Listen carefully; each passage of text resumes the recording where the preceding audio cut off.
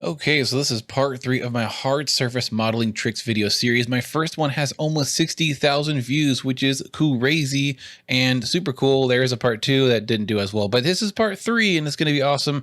I have been doing a lot of hard surface modeling lately, and I've learned some tricks, and I've realized here's some things that I've been doing regularly that I think you guys would benefit from if you don't know these tricks already. So in no particular order, let's start with number 1. All right, this first one is not terribly exciting, but it is awfully handy when you get into some sticky situations with complex selections, complex models, and multiple materials. And here it is. If you have selected all the faces of a mesh, you can select a specific material, assuming that it is assigned to said difficult selection, and you can use this button over here called deselect to basically subtract this material's faces from your current selection. Like I said, not very exciting, but I can't even tell you how many times I've used this trick in making my recent sci-fi interior hallways. It's not very easy to visualize here. Maybe if I change the color, let's make it like blue or something. Okay, so all faces are selected. Select the now purple material and choose deselect, and voila, now we only have all the red faces selected. Now in this case, sure, I could go to, click on the red and then click select, and that gets me the same result, but I can't put it into words, but there are many situations where that wouldn't have worked. I had to use a deselect of a specific material to get my result I need. So there you go. Don't forget about that little hidden deselect button over there. All right, next hard surface modeling trick is how to bridge two meshes together and keep perfectly flat, in this case, square oriented faces. Now, if we wanted to kind of bridge this cap with a 90-degree turn, if you're doing it manually, it's going to be really hard because we got to grab maybe this face, try to move it out this way and line it up perfectly. Hopefully you're spot on. Grab this one and extrude it out and try to match them up and then merge. There's a lot of margin for error when you're doing it like that. So check out this technique on how I can precisely line up vertices and make faces in between them. So first I'm going to select this vertices and then press Shift S and cursor to select it. So now my 3D cursor is on that bottom vertices. Now vertex, sorry, I think vertices is the plural. I'm not sure.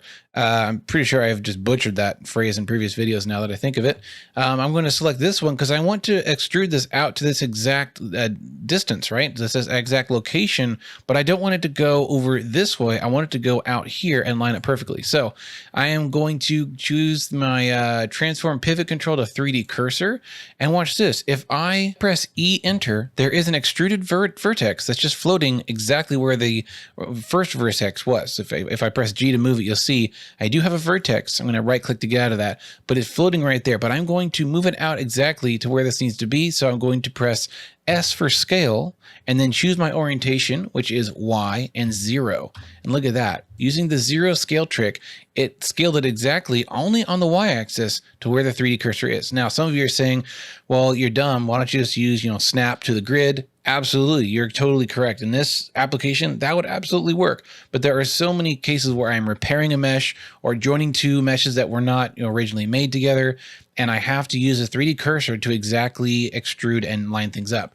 Let's do the whole thing here. So select this one, press E enter, and then scale Y0. Now we've got almost this whole wall. We can actually make this face. So select that edge, and F for fill. Cool. Now we can do this, and F, this, F, and this, and there.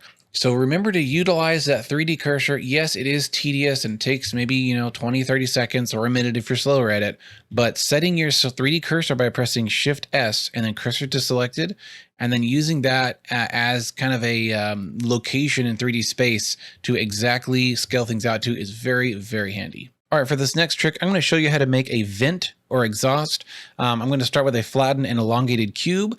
Select the top face, I for inset, and then E to extrude downward. And now here is the trick. I'm going to grab this face right here, which is going from left to right. Let me move this up out on top of the grid. There we go. So I've got this face down here selected, and then I'm going to hold Shift and select the opposing and parallel edge. They are parallel, they're the same length, and they're opposite of each other. Now here's the cool trick. If you have only two edges selected and not a whole face, and you choose to subdivide it, watch what happens.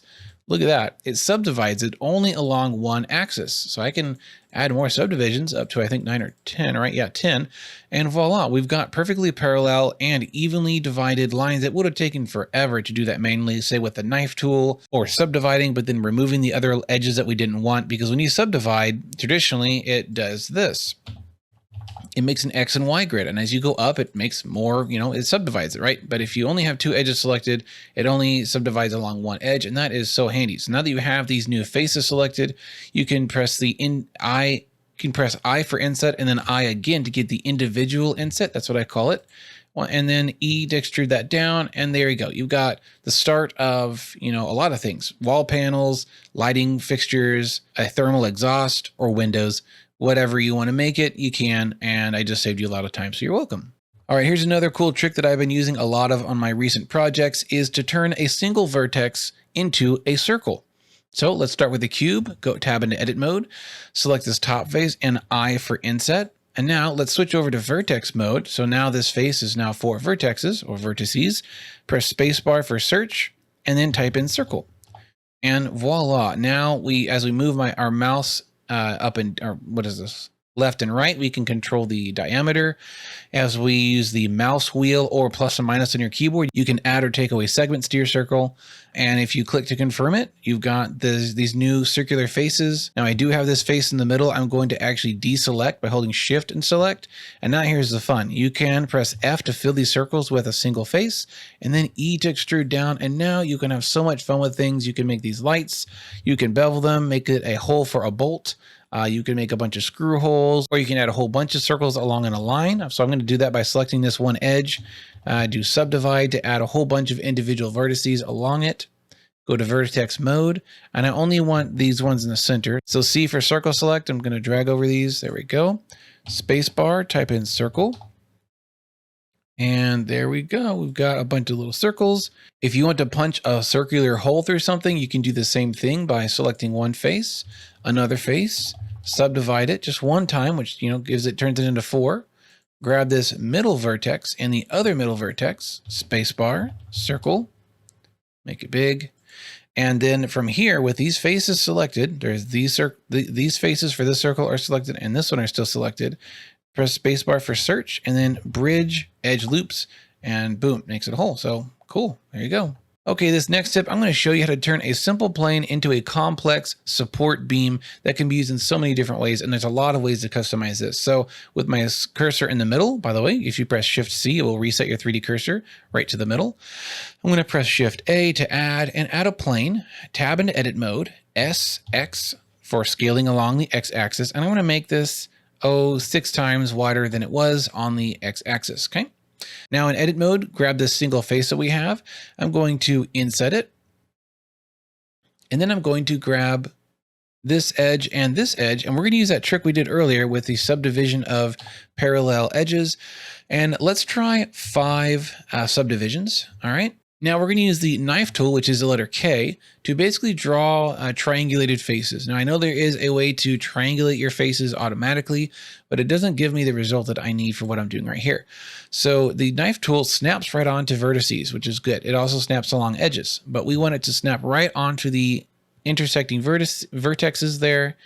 And then down, there we go. So we want that up, down, up, down, up, down effect, which we got with 5 subdivisions, which makes an even number of 6 faces here. Now with these triangles still selected, I'm going to press I for inset, and I want to do the individual inset. If you're getting this, press I again to get this, and then pick a thickness that you want these beams to be at, click to confirm, and then delete the faces. So delete key, select faces.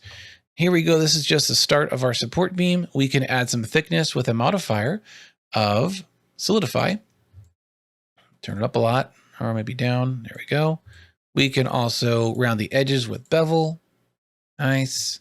And I'm actually going to make the solidify go downwards, so when I am edit mode, I can still see everything. There we go. Cool. So in edit mode, I'm going to select all faces, press I to get an entire single inset, not the individuals, but a single inset. And then I'm going to extrude this upwards like that. And that gives a really cool shape in my opinion. And then again, you have thickness added to it, which is actually kind of butchered down here. I'd probably maybe use a mirror modifier to flip this around. So let's get rid of our solidify, and then let's do a mirror modifier along the z-axis. And there we go. Whatever's on top is the same on the bottom. It looks pretty sweet. And we have control over our bevel to make it subtle or big. And yeah, there you go. All right, in this next tip, I'm going to show you how to instantly reposition multiple objects at once to a flat plane all next to each other. So let's pretend we've imported or got a kit bash set like this, where all the parts are not on the same flat plane or ground. They're just kind of scattered around. This would never be the case with my kit bashes, by the way. Everything is very nicely organized.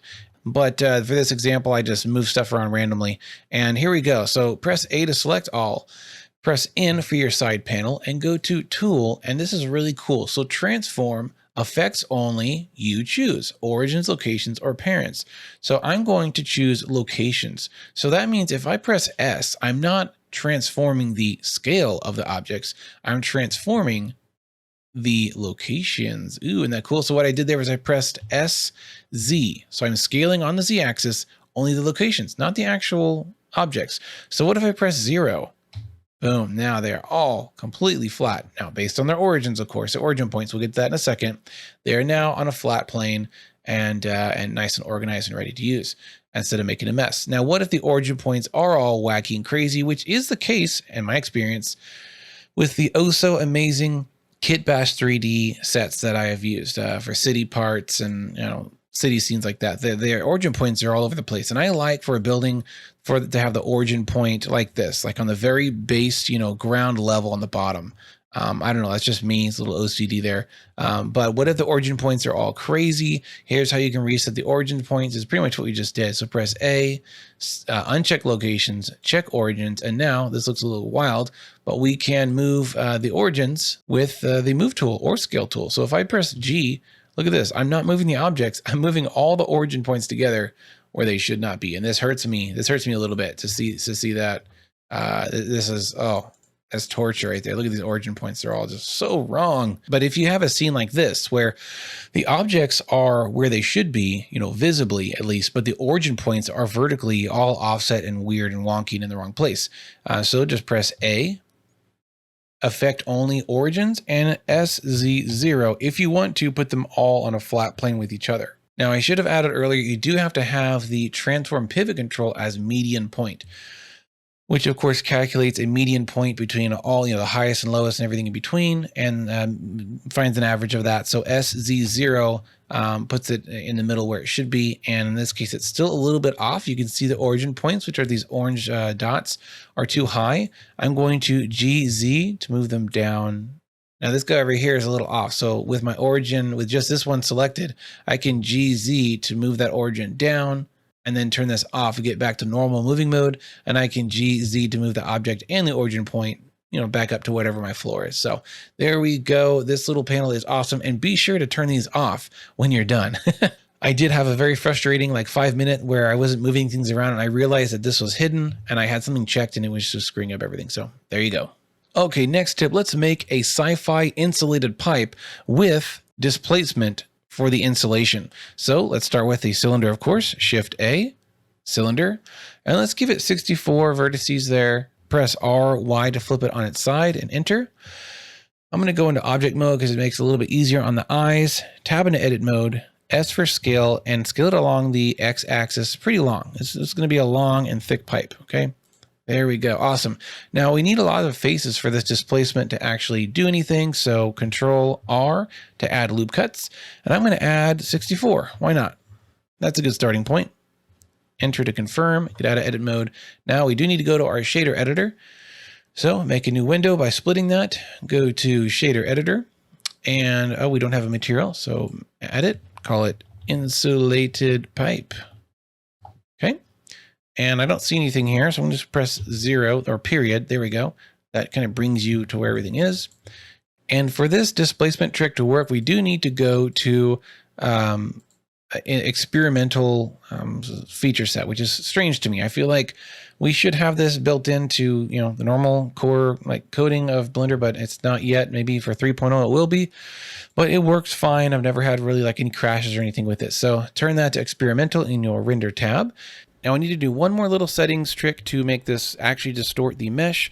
Go to your materials tab. By the way, I am in cycles. This only works in cycles. So go to materials tab of this material, scroll all the way down to your settings panel, and in surface, we're going to choose not bump only, but displacement and bump. So Shift A, and let's do a noise texture.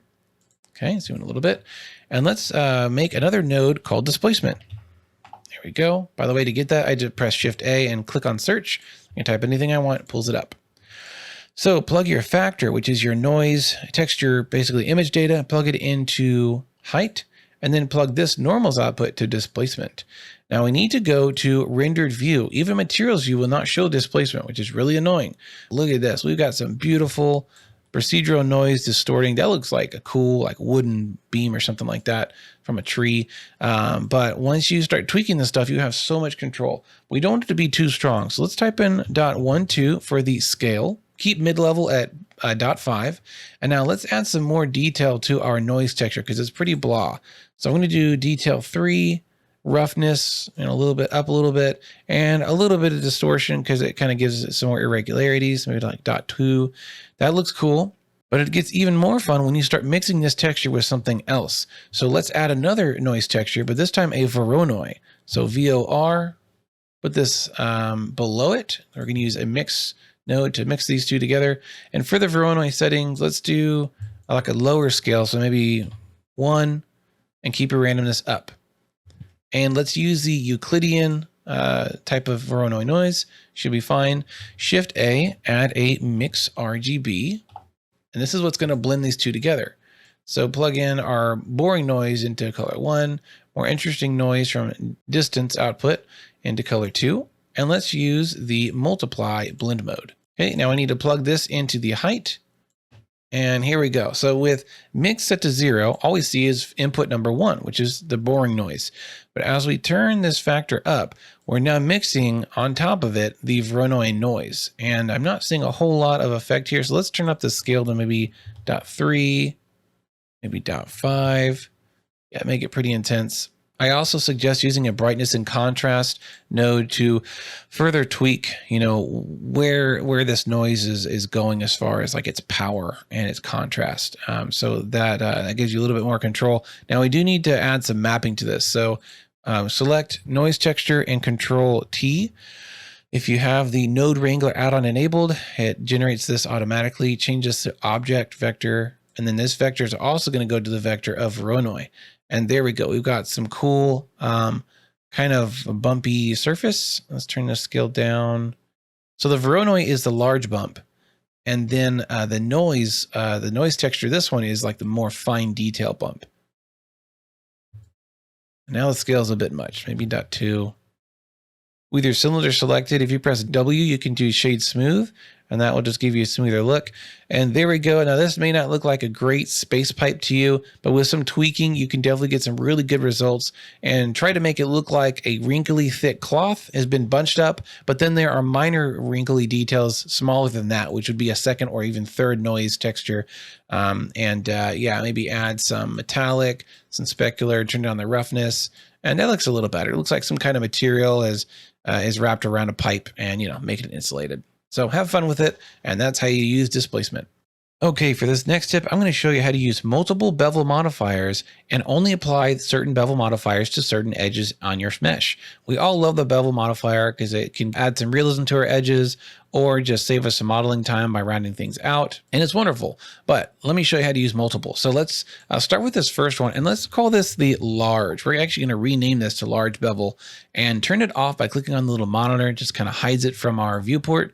Go into edit mode, and let's grab a few select faces for the large bevel points. So I'm going to grab these faces right there for large beveling. And let's go to the object data here and make a vertex group and call it large. And this is very important. Click on assign. So now these edges are in this vertex group. Let's make another one called medium. So I'm going to grab these edges, make sure to deselect the first one. I'll grab these just for fun and make a new one, call it medium. Click on assign, and then let's grab some of them for small bevels. So these will be the very ends for no particular reason. And I'm going to grab all the way around the square. There we go. Instead of being lazy, and name this small and click on assign. So if we deselect, we can choose select. Those are the small ones. Deselect that. Click on medium, click select. Those are the medium bevels. Deselect, click on the large and click on select. And now those are the large ones. Okay, so let's make our 3 bevels. This will be our medium. And the third one will be the small. And let's turn off these few. Okay, so this is a large one. Here's where the trick works. Go to limit method and choose vertex group, and then pick your vertex group right there. Be sure to turn this back on with a little monitor, and there we go. So as you can see, only the edges that I pre-selected into that vertex group are getting this large bevel. Okay, let's collapse this and go down to medium, turn it on, choose the vertex group and medium. Okay, now let's make this one obviously a little bit more medium, a little smaller. Maybe let's make it rounded just so we can really tell the medium ones are the round ones. Collapse that, turn on with a monitor, limit method, vertex group, and small. And this will be the very small bevel, which is supposed to be right on the end, but this is something I discovered. When you start stacking bevel modifiers, the clamp feature is going to limit you. So this clamp overlap basically keeps you from destroying your meshes like that. It keeps you from doing too much bevel to where things get really crazy, and it will limit you. So be aware, sometimes your beveling edges will compete with each other. And yeah, that's doing some really, I think it's beveling the bevel, which is from the median ones. If I had a more clean face that was not being touched by any other bevels, I could probably apply the small bevel to it better. But this is a pretty extreme example, 3 bevels, but yeah. And of course they're all really close and crowding each other. So this clamp feature is kind of causing me to not be able to do that. But I hope you get the point. You can use multiple bevels and use vertex groups to control them. Okay, for this tip, I'm going to show you how to make wires or cables in Blender without using curves. First, let's start by making a simple plane. Shift A and plane. Tab into edit mode.